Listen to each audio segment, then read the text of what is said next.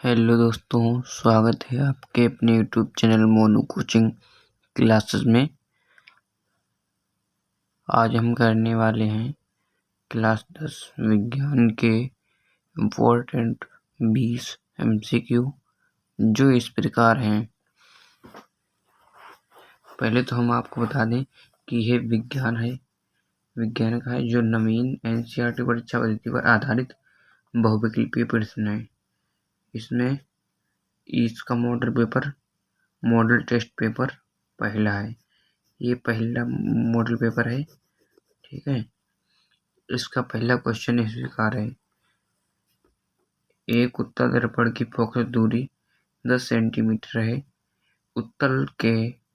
दर्पण के उत्तल पृष्ठ की वक्रता त्रिज्या होगी।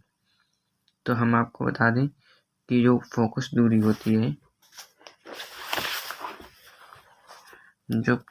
होती है वो वक्रता केंद्र की आधी होती है।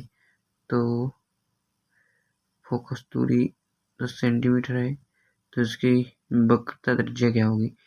तो ये वक्रता त्रिज्या ज्ञात करने के लिए इसको हमसे इसके गुणा करनी पड़ेगी।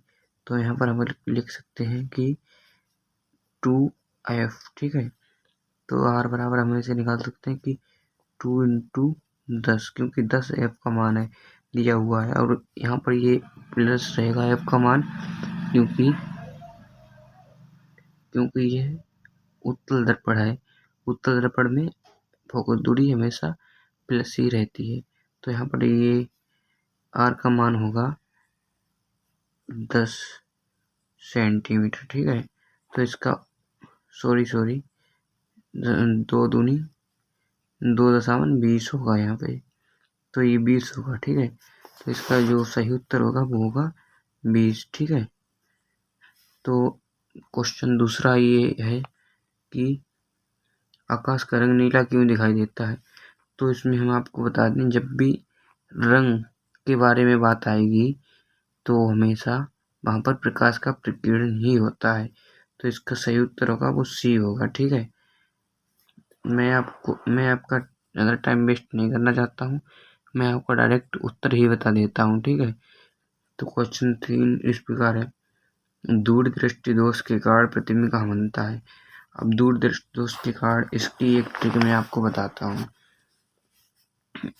ये हमारी आँख रही, मान लिया हमने, और ये लेंस रहा, ठीक है। रेटिना कहाँ पे होती है? रेटिना यहाँ पे होती है, ठीक है। और जब भी दूरदृष्टि दोष के कारण प्रतिबिंब पूछेगा तो रेटिना के पीछे बनेगा, क्योंकि दूर से याद रखना है कि आँख के पीछे, तो यहाँ पर बनेगा, यहाँ पर प्रतिबिंब बनेगा, ठीक है। तो पीछे याद रखना है आपको। और जब भी निकट दृष्टि दोष हो तो निकट यानी कि आँख से पास, यानी कि आँख से पहले, तो ये यहाँ पर बनेगा, तो ये पीछे बनेगा। तो दूर दृष्टि दोष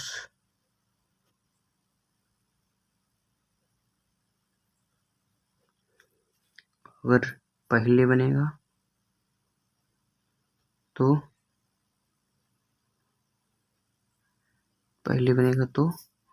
निकट दृष्टि दोष,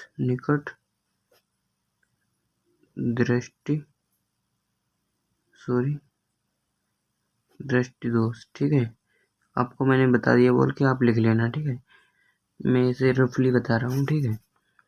तो हमने तीसरा क्वेश्चन कर लिया।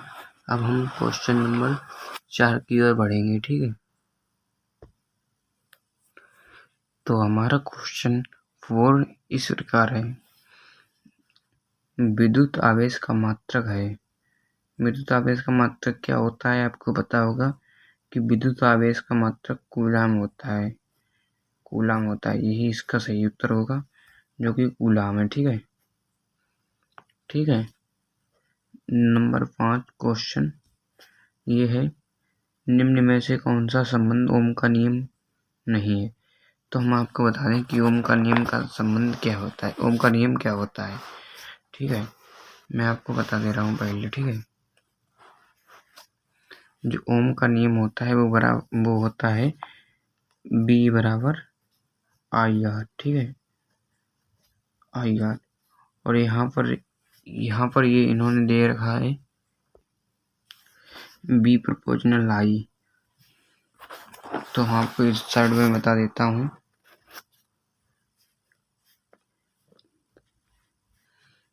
इस साइड यहाँ पर बता देता हूँ कि B प्रोपोर्शनल I ये भी ओम का नियम है, ठीक है। ये भी ओम के नियम में आता है, लेकिन जो B स्क्वायर बटे I बराबर नियतांक ये नहीं आता है। क्यों नहीं आता है? क्योंकि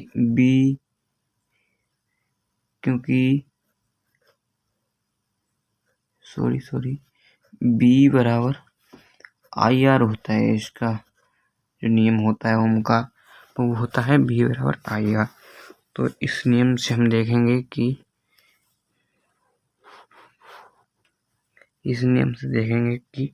ये ऐसा बन रहा है। इसको हम सॉल्व करेंगे तो ये क्या बनेगा, ये I बट्टे में बराबर की उस तरफ जाएगी तो गुणे में हो जाएगी। तो यहाँ पर हम इस प्रकार लिख सकते हैं B स्क्वायर बराबर I, और ये नेतांक है। नेतांक को R से प्रदर्शित करते हैं यहाँ पर, ठीक है। तो यहाँ पर R ये हो गया, ठीक है। और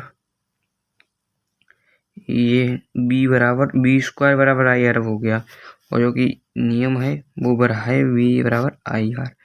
तो यहाँ पर B स्क्वायर बराबर IR हो गया, जो कि ये गलत है। इसको अगर हम पूरा सही से लिख दें तो यहाँ पर ये रूट छड़ जाएगा और रूट IR हो जाएगा, और ये गलत है पूरा। ये इसको हम गलत कहते हैं। यही ओम का नियम होता है, और हमसे यही पूछ रहा है कि इनमें से कौन सा ओम का नियम नहीं है। देखो, हमको क्वेश्चन सही से पढ़ लेना है। यहाँ पर लिखा है नहीं है, तो यही जो है इसका ओम का नियम नहीं है, ठीक है। अब हम अगले क्वेश्चन पर जाते हैं, जो कहता है कि चुंबकीय फ्लक्स का मात्रक है। चुंबकीय फ्लक्स का क्या मात्रक है, ये आपको पता होगा कि ये वेबर होता है, वेबर। और इसका एक मात्रक और भी होता है, उसे हम टेस्ला कहते हैं। देखो, मैं यहाँ पर लिख भी दे रहा हूँ टेस्ला, ठीक है। इसका एक मात्रक टेस्ला भी होता है, ठीक है। और हम अगले क्वेश्चन पर चलते हैं, जो कह रहा है कि परिनलिका द्वारा उत्पन्न चुंबकीय बल क्षेत्र निर्भर करता है। तो इसका सही उत्तर पता क्या है होगा? इसका सही उत्तर ये हो, इसमें क्या कह रहा है, इसके विकल्प पढ़ लो। ये कह रहा परिनालिका के फेरों की संख्या पर। ये भी भैया सही बात कह रहा है। इस पर भी होगा, निर्भर करता है। इस पर भी निर्भर करता है। परिनालिका को प्रवाहित धारा पर भी निर्भर करता है। इस पर भी निर्भर करता है। परिनालिका के पदार्थ पर, इस पर भी करता है। तो इसका जो सही उत्तर होगा वो ये हो जाएगा, उपयुक्त सभी। तो इसका सही उत्तर हो जाएगा उपयुक्त सभी। अब हम अगले क्वेश्चन पर चलते हैं। अब यहाँ से हमारी केमिस्ट्री शुरू हो जाती है। अभी तक हम ये फिजिक्स देख रहे थे, ठीक है। यहाँ से केमिस्ट्री शुरू है। केमिस्ट्री के 7 विकल्प आते हैं। केमिस्ट्री के 7 विकल्प देख लेते हैं कहाँ तक आते हैं केमिस्ट्री के। वैसे हमारी इंजन से 7 ही आते हैं, लेकिन देख लेंगे कितने होंगे। चलो ठीक है, मैं ये बता रहा हूँ आपको। क्वेश्चन 8 रेडॉक्स अभिक्रिया में होता है। तो रेडॉक्स अभिक्रिया में क्या होता है? उपचयन, अपचयन, उपचयन, अपचयन दोनों, कोई नहीं। तो इसका उत्तर यही होगा, क्योंकि रेडॉक्स अभिक्रिया को उपचय अभिक्रिया भी कहते हैं। उपचय अभिक्रिया भी कहते हैं। तो इसमें दोनों आ जाएगा। इसका सही उत्तर होगा जो सी होगा। अब हम अगले क्वेश्चन पर चलते हैं, जो कि ये है। देखो, ये क्वेश्चन नंबर 9 है। ये कह रहा है कि व्यंजक चूर्ण में प्राप्त क्लोरीन की प्रतिशत मात्रा का लगभग यानी व्यंजक चूर्ण में क्लोरीन कितने प्रतिशत होती है? तो हम आपको बता दें यह 35% होती है। हम और विकल्प को न पढ़कर अपना टाइम नहीं बर्बाद करना चाहते हैं, हम डायरेक्ट जो सही है उन्हीं को पढ़ लेते हैं और आप ये याद कर लेंगे बस, और आप भी बोर्ड एग्जाम में 100 में से 100 नंबर लेके आएंगे। अगर आप सही से पढ़ेंगे तो आपके गारंटी देता हूँ कि आप भी 100 में से 100 स्कोर कर पाएंगे। तो मन से पढ़िए, जी जान से पढ़िए और टाइम टेबल बनाकर पढ़िए। चलो ठीक है, मैंने आपका थोड़ा टाइम ले लिया, इसके लिए मैं क्षमा प्रार्थी हूँ। मैं आगे देख रहा हूँ। अब अगला क्वेश्चन है कि प्रबल क्षार है, तो आपको बता दें कि जो प्रबल क्षार कौन सा होता है।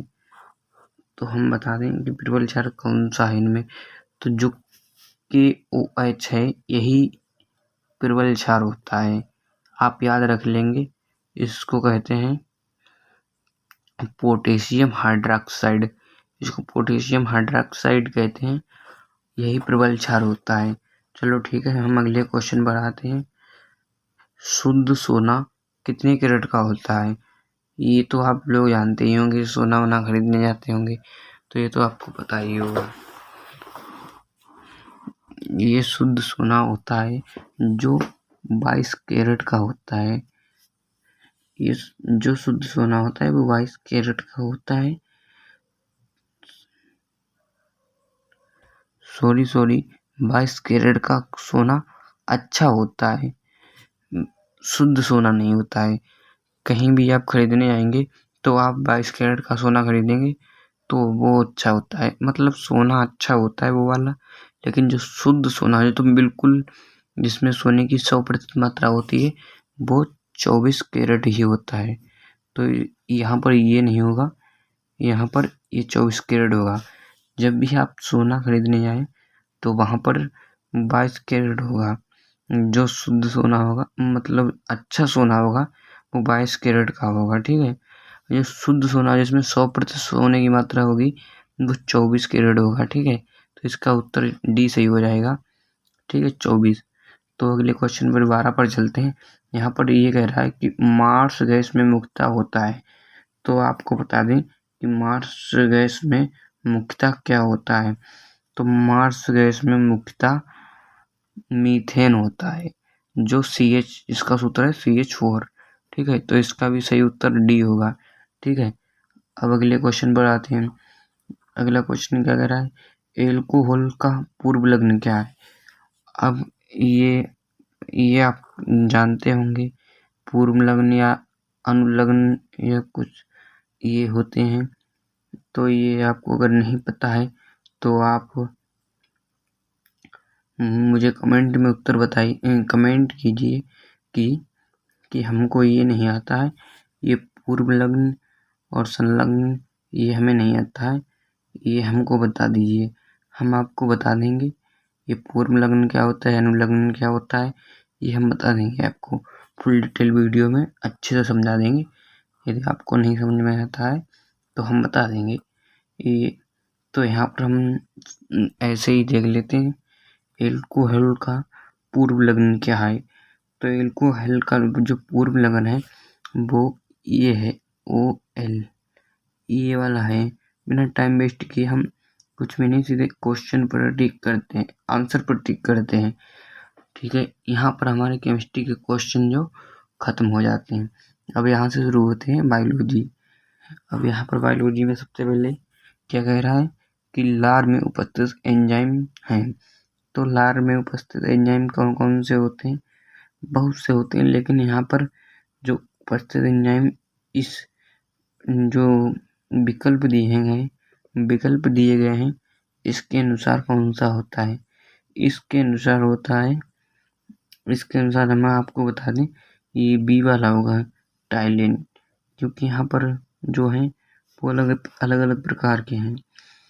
ये एंजाइम भी है इनका, और दूसरा काम होता है, हम आपको बिना टाइम वेस्ट किए यहाँ पर जो बिल्कुल जो बात है उसी को मैं बोल रहा हूँ, मैं आपका बिल्कुल टाइम बर्बाद नहीं कर रहा हूँ, ठीक है।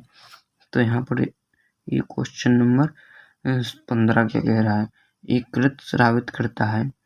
एकीकृत स्रावित करता है, एकीकृत क्या स्रावित करता है, एकीकृत यहाँ पर हम बोल दें कि ये पितरस स्रावित करता है, तो इसका क्वेश्चन सी, इस क्वेश्चन का आंसर सी सही हो जाएगा, पितरस। अब हम अगले क्वेश्चन पर बिना टाइम वेस्ट किए आ जाते हैं कि किस हार्मोन की कमी से घेंगा रोग हो जाता है। तो इसको ये भी आपको पता होगा, अगर नहीं पता होगा तो हम आपको बता दें, ये थाइलिन होता है। जो थाइलिन जो रोग होता है, इसी की वजह से घेंगा रोग हो जाता है। तो इसका सही उत्तर होगा घेंगा, थाइलिन बी, क्वेश्चन 16 का बी हो जाएगा। तो अब हम चलते हैं अगले प्रश्न पर, जो इस प्रकार है। अगला क्वेश्चन क्या कह रहा है, परागकणों का निर्माण होता है। तो ये हम बता दें कि ये परागकणों का निर्माण कहाँ होता है। परागकणों का निर्माण पराग कोश में होता है, ये याद कर लेंगे आपको, ठीक है। ये परागकणों का निर्माण पराग कोश में होता है, ठीक है। अब हम अगले प्रश्न पर चलते हैं, जो प्रश्न नंबर 18 है। ये क्या कह रहा है, स्त्री में आर्तव चक्र पूर्ण होता है। स्त्री में आर्तव चक्र पूरा होता है, कब होता है। तो इसका जो उत्तर होगा वो 27 सी हो जाएगा, जो 28 दिन है।